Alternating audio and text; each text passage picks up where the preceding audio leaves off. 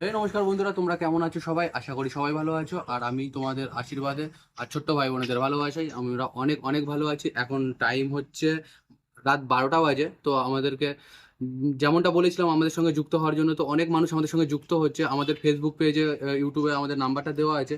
সেই নাম্বার থেকে অনেকে কন্ট্যাক্ট করে আমাদেরকে ফোন করে বলছে। তো আজকে যাচ্ছি আমরা একটা বড়বাজার শীতলা মন্দিরে। একটা দাদার বাড়িতে অনুষ্ঠান হয়েছিল, সেই অনুষ্ঠান বাড়িতে কিছু খাবার বেঁচে গেছে। সেই খাবারগুলোকে আনতে যাচ্ছি। সেই খাবারগুলোকে এনে আমরা কিছু দুস্থ মানুষের মুখে তুলে দেবো। তো বাকি ভিডিওটা তোমরা দেখতে থাকো, দেখতে পারবে, চলো। তো নমস্কার বন্ধুরা, আমরা স্পটে ইতিমধ্যে চলে এসেছি। তো খাবারগুলো আমরা যত তাড়াতাড়ি পারবো সংগ্রহ করব। এখানে 350 মানুষের অন্নের আয়োজন করা হয়েছিল।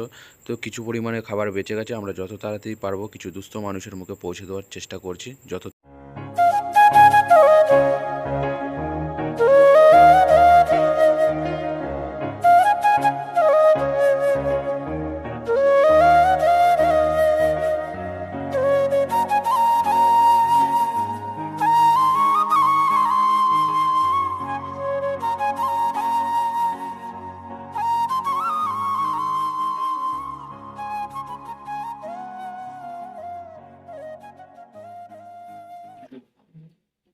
এই যে আমাদের দাদা, ঠিক আছে।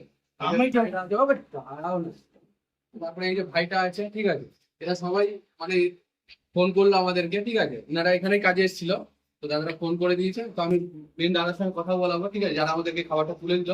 তো ভিডিও দেখতে থাকো, বুঝতে পারো। নমস্কার বন্ধুরা, আমরা স্পটে চলে এসেছি। তো যে দাদারা আমাদেরকে ফোন করেছিল, সেই দাদাদের বাড়িতে এসেছি। দাদাদের সঙ্গে কথা বলে নেবো। তো দাদারা আমাদেরকে খাবার তুলে দিয়েছে। খাবারগুলো আমরা প্যাকিং করে নিয়েছি। এই খাবারগুলো একটু দেখি একবার।